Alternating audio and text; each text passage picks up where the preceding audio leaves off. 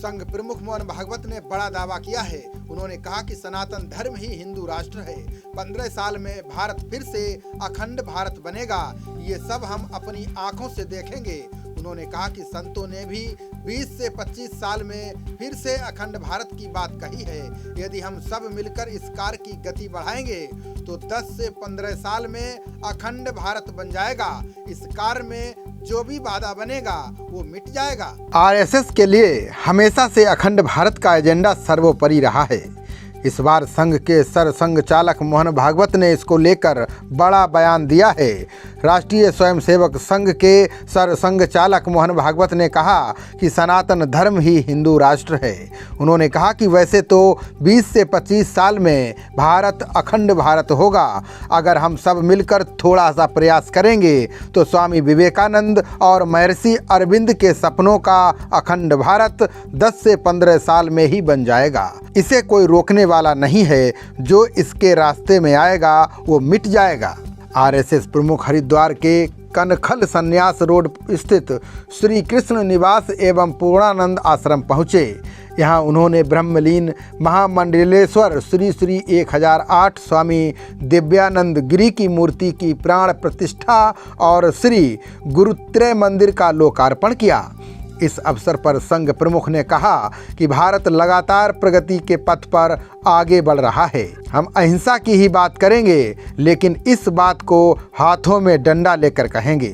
हमारे मन में कोई द्वेष शत्रुता भाव नहीं है, लेकिन दुनिया शक्ति को ही मानती है, तो हम क्या करें। आरएसएस प्रमुख ने कहा कि जिस प्रकार भगवान श्री कृष्ण की उंगली से गोवर्धन पर्वत उठा लिया गया था, उसी तरह संतों के आशीर्वाद से भारत फिर से अखंड भारत बनेगा। भारत उत्थान की पटरी पर सरपट दौड़ रहा है, सीटी बजा रहा है और कह रहा है कि उत्थान की इस यात्रा में सब उसके साथ आओ और उसको रोकने का प्रयास कोई न करे। मोहन भागवत ने सभी धर्मों के लोगों को एकता का संदेश भी दिया। उन्होंने कहा, हम लोग अलग अलग हैं, हम विभिन्न हैं, लेकिन हम अलग अलग नहीं हैं। एक होकर हम देश के लिए अगर जीना मरना शुरू कर दें तो देश का विकास कोई नहीं रोक सकता है। संघ प्रमुख ने कहा कि 1000 साल से भारत के सनातन धर्म को समाप्त करने के प्रयास लगातार किए गए। सनातन धर्म को मिटाने वाले मिट गए, पर सनातन धर्म आज भी मौजूद है। उन्होंने कहा कि भारत एक ऐसा देश है जहां दुनिया के हर प्रकार के व्यक्ति की दुष्ट प्रवृत्ति समाप्त हो जाती है। वो भारत में आकर या तो ठीक हो जाता है या फिर मिट जाता है। संघ प्रमुख ने संतों से कहा कि आप सभी संत हैं, आप सभी साधनारत रहते हैं।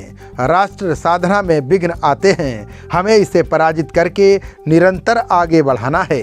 उन्होंने कहा कि जैसे अमृत मंथन के समय सबसे पहले हलाहल विष निकला था, पर देव अपने कर्तव्य से विचलित नहीं हुए। विश्व कल्याण के लिए शिवजी को उस विष को अपने कंठ में धारण करना पड़ा। हमें भी ऐसे ही सतत आगे बढ़ना होगा। रामायण का जिक्र करते हुए उन्होंने कहा कि लंका जाते वक्त हनुमान जी के सामने भी बाधाएं आईं, लेकिन वे बाधाओं का निवारण करते हुए आगे बढ़े। खबरों का सिलसिला जारी रहेगा। देखते रहिए जनप्रवाद। नमस्कार।